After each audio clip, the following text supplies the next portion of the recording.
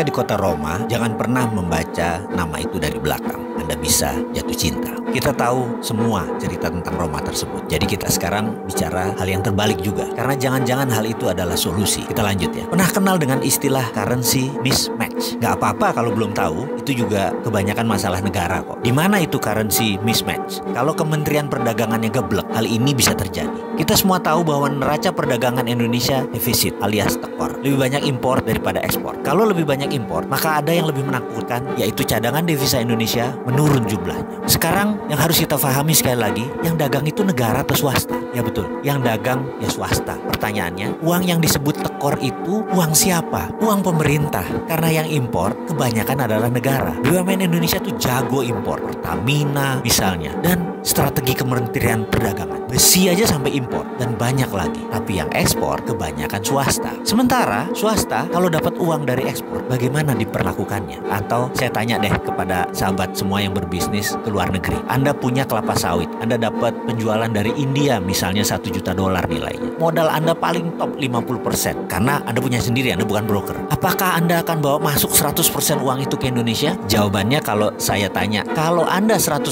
warga negara Indonesia, kemungkinan 100% uangnya ke Indonesia. Tapi kalau Anda investor asing, maka Anda hanya memasukkan OPEX-nya saja atau operation expenditure, ya paling 50%-nya saja yang masuk ke Indonesia karena memang itu kebutuhannya untuk membayar operasional. Sementara untuk menyicil capex atau capital expenditure, modal investasi yang dari luar tadi ya berada di luar tadi. Itulah mengapa saya mengatakan janganlah menawarkan foreign direct investment ke Indonesia tanpa pilih-pilih. Harus dipilih investasi yang akan mendatangkan dolar atau ekspor. Jangan investasi yang dipakai untuk kebutuhan dalam negeri yang 100%. Tekor pembukuan kita. Contoh, investasi jembatan pakai dolar, lalu pendapatannya pakai rupiah dari tol ketika kita menggunakan jembatan tersebut dan membayar tol tersebut. Begitu kewajiban membayar hutang tadi, kan kita pinjamnya pakai dolar, ya bayarnya pakai dolar, dipindahkanlah rupiah tadi ke dolar. Sementara negaranya kebanyakan impor, alias dolar tadi yang masuk ditukar ke rupiah untuk impor, dan juga sekarang dolarnya untuk ngebalikin bangun jembatan tadi. Ya habis dolarnya. Pas perlu dolar, dolarnya langka, ya rupiahnya jadi melemah.